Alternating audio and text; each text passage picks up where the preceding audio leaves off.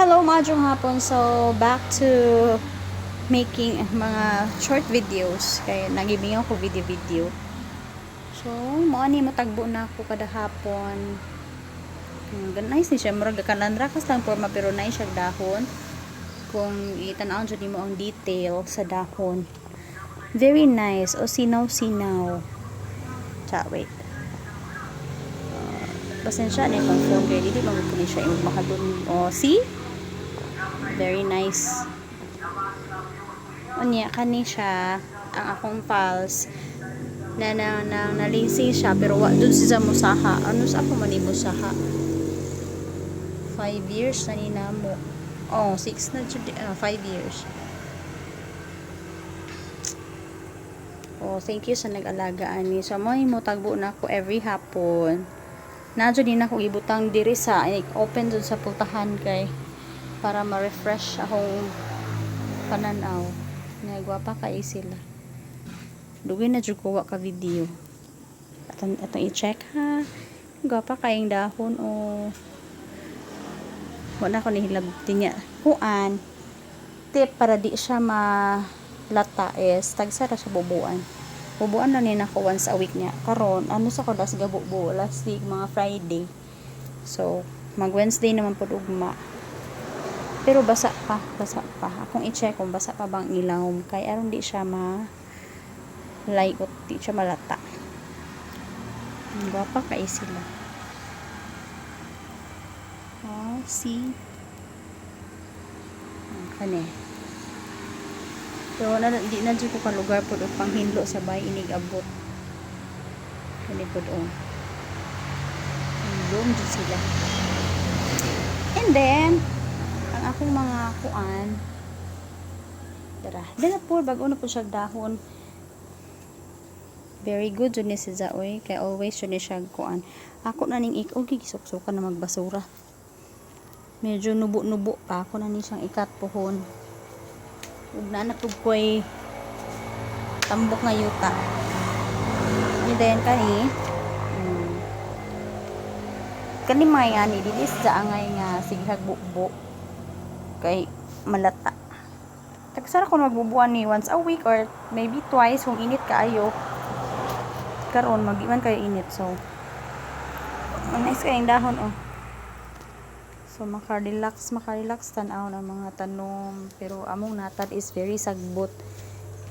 And then i-flex ra na ko ang kaning. Ang gana ni sa wa ko kay ba kung mao dyan iyang golden photos sakto ba ko mo ni nga sa una nga nangabuang jud mi ani nga kinamahalan jud ning usa ka kuan usa ka cutting ani niya karon ang akong gibuhat is gipalarot na nako kay nga no sagbot na mahadlok kung nay mukatay nga mga kuan wa ko kapanilhig so gihagbas na o see gihagbas na ang pinaka-precious nga tanom nga kinamahalan sa pandemic time gihagbas na kay naguba ang akong net sayang ang kuan diri ginama para ba dyan sa akong kuan bana sayang ang net naguba siya kay diya siya ning bad-ay o si nalaylay siya kay diya siya ning bad-ay ana unya maayon tato kay landong pero sagbot si hadlok si og naay has magpuyo ba or mo labay so mo atong akong ipaibot niya thank you for sa kanang kuan thank you sa bana kay pag uli nako na putol na siya nami kayong dahon oh basta kaning tricolor basta bag-o lang siya dahon kinagwapahan jud nay usa ari ang mother plant jud ni katong pinalit jud ni nako at basadio at bang sadio sa una nay mga display nga mga ingani nga mga tanom mahal jud 450 ata akong palit oh gamay siya gamay nya kuan mao to akong gikat mao na to ning dako nya ang mother plant mao na ni ang salingsing gamay pa pud siya ambot usa jud ang kuan ani